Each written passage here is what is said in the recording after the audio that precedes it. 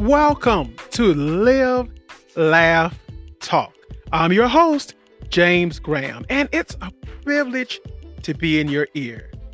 In this episode, we will begin with the topic entitled Anxiety Symptoms, Causes, and How to Manage. Then we will transition to our segment, How Did We Get Here? Followed by our hobbies and special interest section, and then conclude with our sunflower message. Do you have something on your mind that you'd like to discuss? Or maybe an idea? Please let us know. You're encouraged to email us at admin@livelaughtalk.com. That's admin@livelaughtalk.com. In addition, if listening on Spotify, you can add a voice memo as well as comments and participate in our poll. Wherever it is that you listen to the podcast, please follow us so that you're notified of the new episodes when they're released, and also give us a score. We keep note of that, and we appreciate what you've done thus far. The topic that we will begin with is entitled Anxiety Symptoms, Causes, and How to Manage. Anxiety. Yes, it's a subject that we hear so much about today. Many people suffer with it. Many people don't even know what it is. And for those that don't know what it is, they actually could be suffering with it, but they just have no idea. So that's what we're going to do today. We're going to talk about anxiety symptoms. We're going to talk about the causes, and we're also going to talk about how we can manage. You see, symptoms of anxiety can vary widely among individuals, but some of the common symptoms that we're going to talk about are going to be these, starting with excessive worry. Yes, constant irrational worry about various aspects of life is definitely a symptom of anxiety. Restlessness, feeling on edge, being unable to relax, or having a sense of impending danger.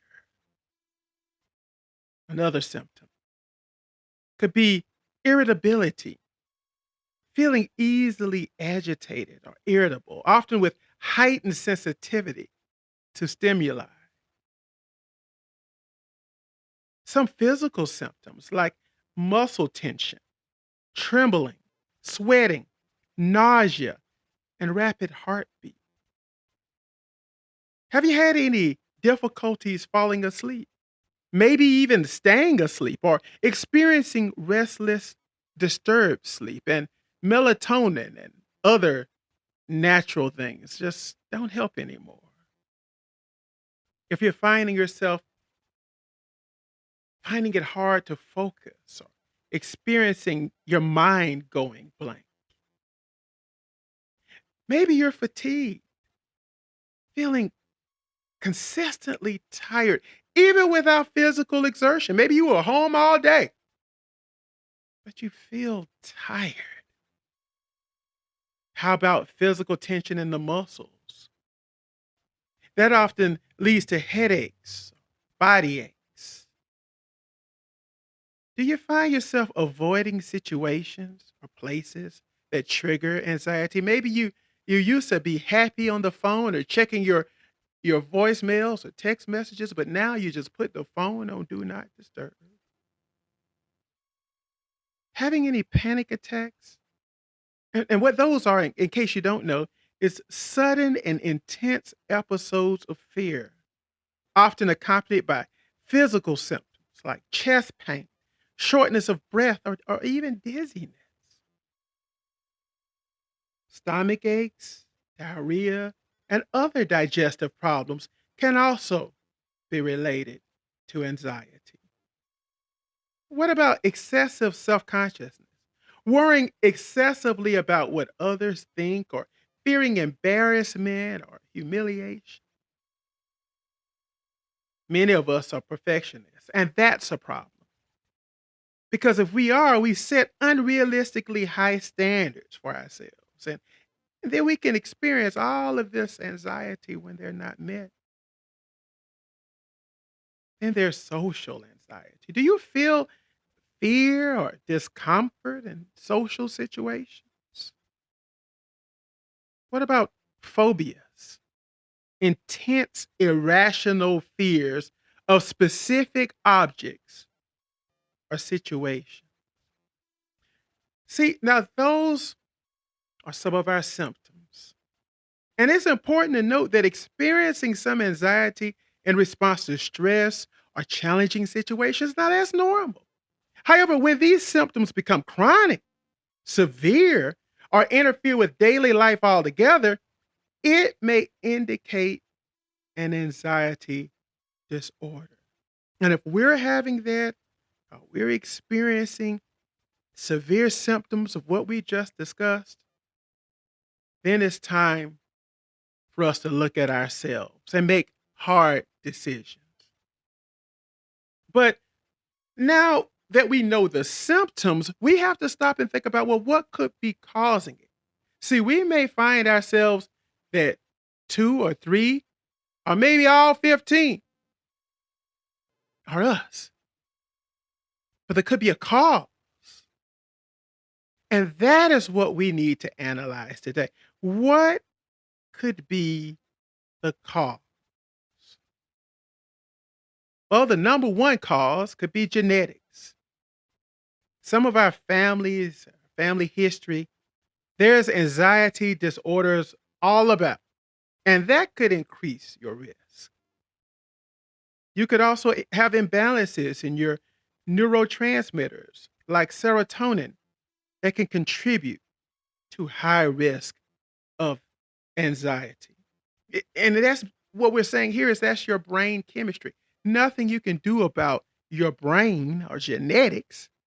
So some of these things, these causes, we can't necessarily avoid. But then there's other things. We could have personality traits such as we mentioned before, perfectionism or a tendency to be pessimistic that can also play a role. Past traumatic experiences or ongoing stress can trigger it. See, trauma in any form can cause this rapidly. And if we stay stressed, we have ongoing stress, yes, that's an issue. And there could be some medical issues out there, like thyroid disorders or heart problems that can lead to anxiety symptoms. One thing that we can do something about is substance abuse. Drug or alcohol abuse can exacerbate anxiety or lead to anxiety disorders. That's dangerous. Chronic illness or chronic pain can increase these levels. Stress, chaotic environments. If we live somewhere where it's just chaos all the time, of course, that's going to be a high contributing factor. What about major life changes? Events like job loss that seem oh so common in our society today. Divorce, that's just as common. An unfortunate death of a loved one. These are major life changes that can trigger anxiety in our hearts and minds. Abnormalities in the brain structure or function can be a factor. There's CTE out there. And those of us who've played sports, well, some of these things can be a contributing factor. We may want to get ourselves looked at by a neurologist. Adverse childhood experiences or a history of abuse can increase vulnerability to anxiety. And I've met many individuals with these situations, whether that childhood experience was one with a parent, family member, or some other source, it has caused stress beyond measure in many people. Obsessive compulsive disorder. or generalized anxiety disorder can lead to chronic anxiety. Many people suffer with OCD and didn't even know what OCD was a few years ago. But here it is. It's there in our face. So it's often a combination of these factors that can contribute. And it varies person to person. If you're struggling, it's time to stop and let's talk about it. And that's the very cause, the very reason for this podcast today, because many of us have the symptoms. Many of us even have the causes. So if we haven't had the symptoms yet, those causes are going to bring it about. We've got to get that under control. Speaking of control, that's the third thing we're going to talk about today. Controlling anxiety. Now, that can be achieved through various strategies. Deep breathing is the first thing. Practice deep, slow breaths to calm your nervous system. Bring things down, even make a count while breathing. Mindfulness and meditation can help us stay in the present moment and reduce racing thoughts. Exercise, regular physical activity can reduce anxiety by releasing endorphins. We want to eat a balanced diet, limit caffeine, sugar intake, as these aid to stress. And if you're those of us who seem to be like the rapper Nas, who says that sleep is the cousin of death. We hear that a lot. Oh, I'll get rest when I'm dead. No, we need rest now. We have to make sure that we get adequate sleep. What is that? Well, scientists tell us 7 to 9 hours of adequate sleep can keep our minds and bodies intact. Because lack of sleep does the opposite. Cognitive behavioral therapy is therapy to learn coping skills and challenge anxious thoughts. See, when the things come into our minds that makes us anxious, then this cognitive behavioral therapy will assist us in being able to carry on, to cope. One very important thing that we have to do to control. So we have to identify and then reduce the sources of stress in our life. And that could be the hardest thing. And it could be hard because maybe what we identify, we don't want to give up. For instance, maybe the stressor in our life is our job.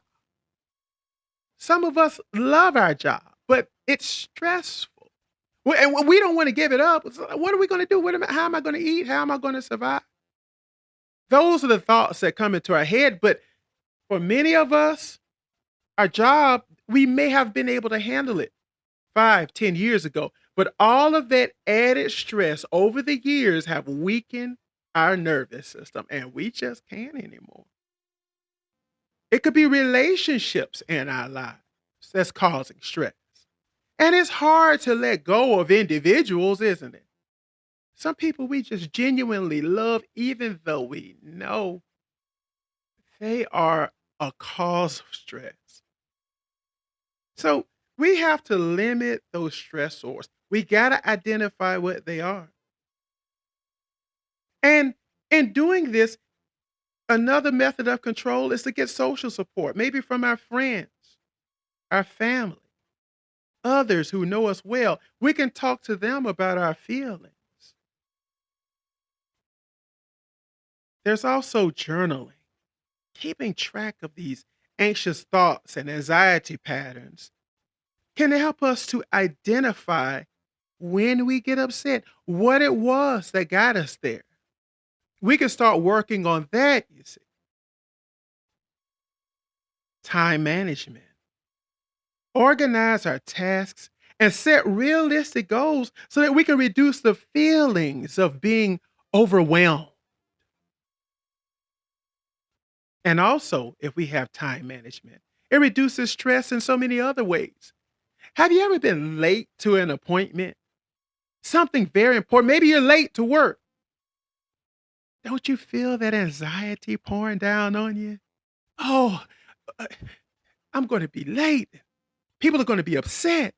Or I can't get my tasks done. See, that in itself can cause us to be stressed beyond measure. Another way of control. What about limiting news and social media? See, constant exposure to negative news or social media can contribute to anxiety. I've tried that in my life. I said, well, I don't want to be uninformed, but I've got to limit the amount of news that I watch, the amount of news that comes across my TV screen, my watch, my smartwatch, or the news that's on social media. I've got to cut back because these things stress me out. Because the world around us is a crazy place. And there's so many awful things going on. So I'll tell myself, I'm going to limit that. And I did. But you know what the problem is? I have friends, I have family that then call me or text me or message me and say, hey, did you see what happened or so and so and so? Did you hear about the awful blah, blah, blah? And then I'm caught right back in that anxiety. What do we have to do there? Well, we've cut off ourselves from a huge source of that by not watching the news or by limiting social media. Now we have to inform those family members and friends, hey, I appreciate you bringing me up to speed, and maybe you need to talk about it, but it stresses me out. I've got to limit myself to the amount of stressors I can take. And if they're a true friend, if they truly love you, they'll understand. They'll stop. Other things that we need to do. We need to also prioritize self care. Take baths. Get your bath bomb. Sit in there, relax. Grab a glass of wine. Light candles. Reading. Maybe spending time in nature. Watching the birds can be a huge source of relaxation. Progressive muscle relaxation techniques can relax different muscle groups and reduce physical tension associated with anxiety. You know what else helps? Pets. Therapists will tell you that our pets actually contribute to a longer stress-free life because they love us no matter what. Those stressors where we've got to accomplish things for other people and we've got to get things done and everybody's got us on the schedule and all of that, not our pet. They just want to rub on the head. They just want to sit with us. They just want us around. Positive affirmations too will challenge negative thoughts and boost self-esteem while reducing self-doubt. And if none of this is working, we're having a time with all of it, then we may need to seek professional help. And there's just nothing wrong with that. If it interferes with our daily life, let's consult a therapist for guidance and potential treatment options. Also, there's support groups. Joining a support group will help to give us a sense of community so that we don't feel like we're all alone in this world and all alone with our feelings. So we're going to go over once again how to control. We're going to summarize. We want to practice deep breathing and mindfulness, regularly exercise and maintain a healthy diet, get enough sleep, manage stress, consider therapy like CBT, use relaxation techniques and seek social support, journal, manage time, and limit exposures to stressors. Engage in hobbies, self care activities, as well as have our pets. Challenge negative thoughts with positive affirmations, and if need be, seek professional help when necessary. All of us need to remember that anxiety management is a personal journey. So we have to find what works best for us and continue that. And most importantly, people, we have to be patient with ourselves because this is not something that happens overnight. It takes time. And we may have to be realistic with friends, family, workmates, or whoever else in limiting those stressors. Because the most important thing that we have to remember is that we just have one life, and it's just one of us. And in living this life, we don't want to be zombies. We don't want to be just the walking dead. We want to get the most out of this life and enjoy every day. So if we're finding ourselves, even today, having symptoms that relate to anxiety, we want to look at those causes. We want to seek to gain control. And if it leads to anything else that we can't do ourselves, we want to be sure to get our social network together and or seek professional help so that we can gain the utmost out of life.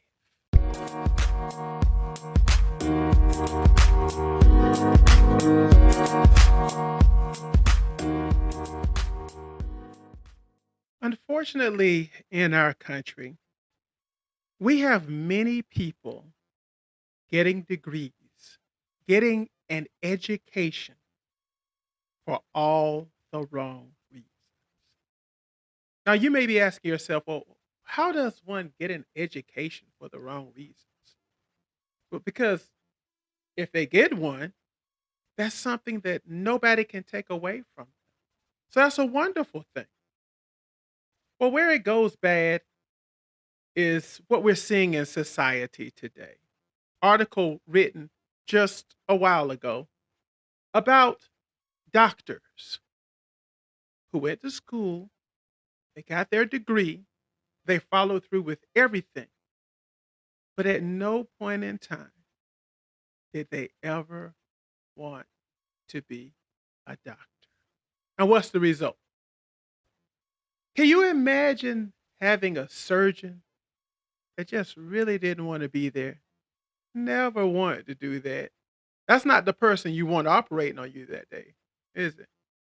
And I experienced that in my own life as I was studying in the medical field.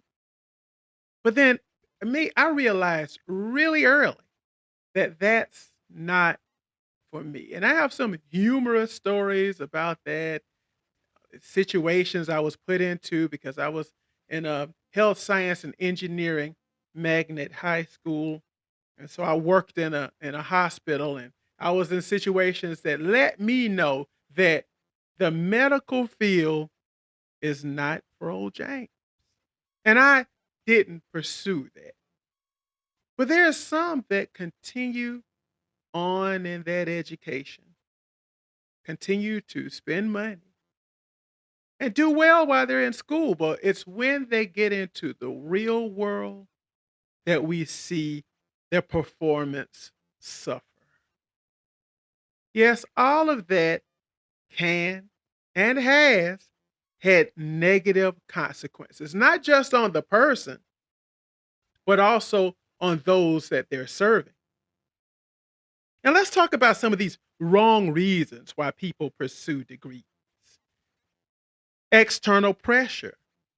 Yes, when individuals feel pressured by family or society to pursue a certain degree, they may end up unhappy in their chosen field. And this is what we were talking about earlier, unhappy doctors. There have been lawyers who have been absolutely horrible at their profession, have not followed through, have not been thorough, which cause negative consequences for their clients. all because a family member pressured or society or whatever it is that happened in their lives that made them feel that a degree in that area is what was needed caused hardship for not only them, but as we mentioned before, those they had to serve.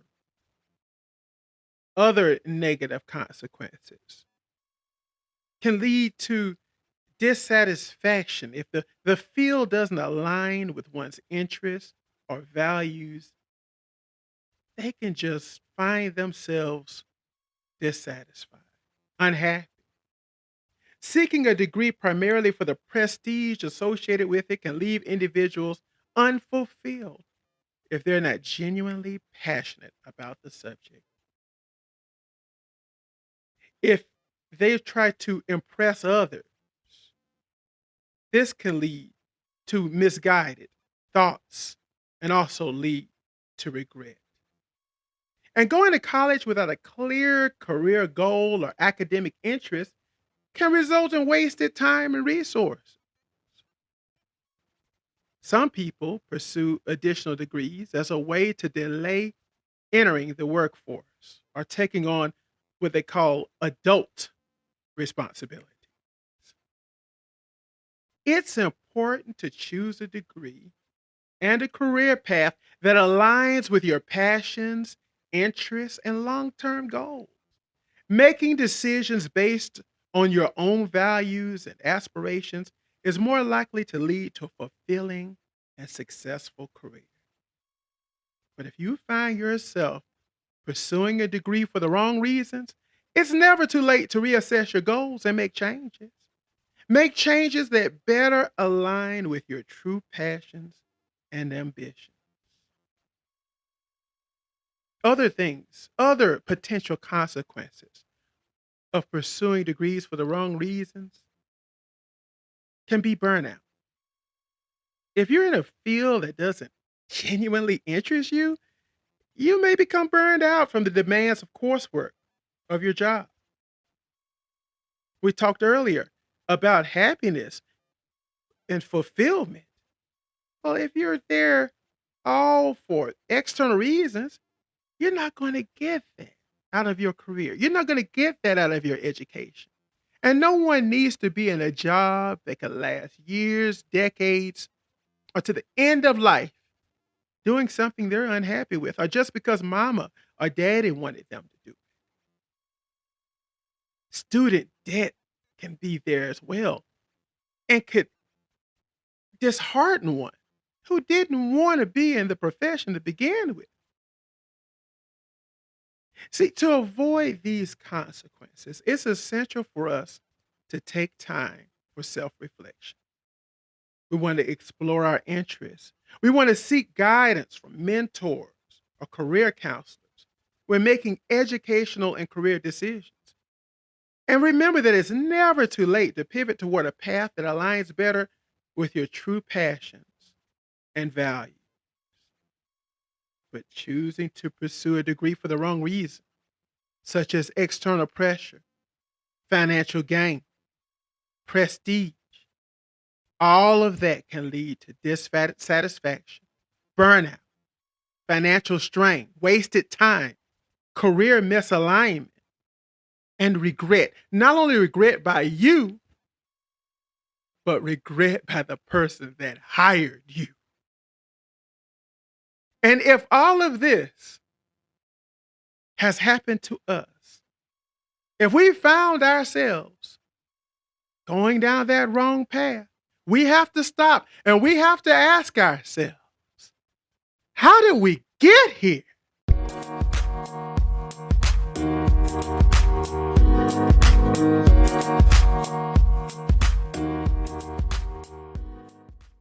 For our hobbies and special interest section, we're going to talk about becoming a digital artist, even if you can't draw. You see, creativity comes in many forms, and anyone can be creative regardless of their skill level. One of the most freeing and accessible creative hobbies is digital art. You don't even need to know how to draw to create beautiful works of art. All you need is a willingness to experiment and explore. There's plenty of free programs, online tutorials that help you get started.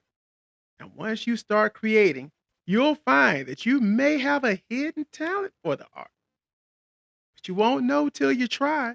And we're going to talk about a few ways to become a digital artist from scratch. Now, we're going to use our minds for a moment. Now, maybe you have in mind just creating something beautiful, just anything that comes to mind. Well, mandalas can be created without any drawing skills at all. You can even do it with your eyes closed and still have a terrific result. It's an entirely free hobby. You don't even need a tablet or an Apple Pencil. You can use your phone and your favorite finger on apps like iOrnament, or you can just go into your app store and look at mandalas, I'm sorry, it's called mandalas. And from there, you will find there's plenty to do. There's plenty of beautiful artwork that you can create and save without even knowing how to draw. In addition to that, you can create portraits with the help of technology today. You can either use one of the many apps to transform a photo or even make it yourself by pencil like technique. Doesn't require any drawing skills, but can still look amazing. There are certain apps out there that you can go to in your portrait app where you can extend art of pictures that already exist. You can take a picture of yourself and turn it into anime. All you need to do is just pick up that tablet and pick up that pencil or even use your finger to do so. And there's AI generators. Like last week, we talked about AI, artificial intelligence. Well, you can use certain apps like Night Cafe, and you can describe in several words what you want to create, and it'll make it for you. One of them even recently won an art competition. So you can do that yourself. Then there's apps like Lightroom, where you can take a photo. Many of us use our phones for photos more than we do calling anybody. And there's some filters that you've probably made, that you've probably used, I should say, that make your pictures look beautiful. Well, you can go even further by creating your own filters with apps like Lightroom. And you can use them just to make your photos look like a collection. You can share them. You can send them to friends, and you can also create these filters and not only send the pictures to your friends, but also the filter that you created. You can create digital collages. Last week we talked about scrapbooking. Well, you could do the same with a digital collage. If you like playing with your photos, you can make this your trend, your solid art trend. Mix and match your own photos or images from the internet and create your own unique art. I've seen some of them that were actually like a scrapbook. Maybe it was an anniversary or some other event, family reunion, and they took all of these different pictures, put them together in these beautiful collages, and it was just awesome to the eye. And there's so many collage apps out there that you can sit and take time and venture with and find the one that's just perfect for you. And if you actually can draw, or maybe you're starting, you can make digital sketches and just dive into the art. It doesn't require a lot of time. You can start with simple sketches in 5 minutes. Maybe you can start drawing a mug or some other thing that you can draw easily. And an app like Procreate will help you to do that by doing your digital sketching through their app. And also, another thing that Procreate can do is help you to create abstract art. If you don't want to get into all those lines, shapes. You can use Procreate to create digital watercolors or maybe digital oil art. You don't have to go to an art store anymore and buy all these oils and bring it home and all of that, spend lots of money. No, you can spend very little money or close to no money and take all of your creativity home, mix your colors right there on your screen, and express yourself without drawing something specific. And sometimes, especially in my opinion, abstract art looks even more impressive than traditional paintings. I have many abstract art in my house. So I've begun with this. I've begun trying it out. It was suggested by a fan of ours. Went online, got those apps that they told me to get. And I tell you, it's a lot of fun. And of the ones that we mentioned, out of the seven, the drawing of mandalas, the digital portraits, the AI generator, the Lightroom filters, the digital collages, the digital sketching, the abstract art, I found creating my own filter to be a whole lot of fun because I like to take pictures of cars. And with those filters, it's specific to cars to give them a shine that maybe that car didn't have. But in my artistic vision, I can see it looking like wet paint. And I've also fallen in love with creating abstract art. So check out some of these apps that we mentioned. There's iOrnament. Also, we mentioned Night Cafe, Lightroom, and Procreate. And doing these, you'll find a whole lot of fun. And you'll find yourself the next Van Gogh by just using your finger. Well, our sunflower message is going to be taken from a text message that I received. This is from one of our fans, but also a personal friend. And I just thought that this would be absolutely perfect, not just for me, but for you, the listening audience. The words chosen were beautiful, and I want you to apply them to yourself. She said, every day you are building momentum. You will attract what you're looking for. Focus on the process. This is your work. Have you celebrated your wins? Big or small, just showing up is a win. Give yourself some grace for any lack. Praise yourself for every win thus far. God gave you a gift, a purpose for your life. Focus on loving yourself and being proud of yourself. Only learning from setbacks and no self-judgment. Adjust and reset. You cannot fail. I'm proud of you. That comes from Justine, and I know that she is out listening to that right now. And I want you to know how much that meant to me, but most importantly, how much it means to our listening audience. Because everyone out there that's listening to that needs that type of affirmation. And we thank you for giving it to us. You truly are a sunflower. On Cash App at $Live Laugh Talk, we appreciate donations that come in. We've gotten donations from some of our listeners out there, including Owen, who is, I know he's listening right now. We appreciate the donations as well. We also, and I only mention the ones that want their names mentioned, or those who say no, we won't embarrass them. Also on Twitter at Live Laugh Talker, you can donate there. You can also donate on Spotify by pressing the donation symbol, which is a $. We need it. We appreciate it. And it helps us with the increase in fees with some of our broadcast companies. And it's amazing that you guys seem to donate at the right time. And we need even more. So please continue to send it in. Don't stop now. Also, remember to rate us a 5 on your podcast platform and tell your friends, family, colleagues about us. Don't forget to get your swag, Etsy.com. How did we get here? It's the search on Etsy.com. How did we get here?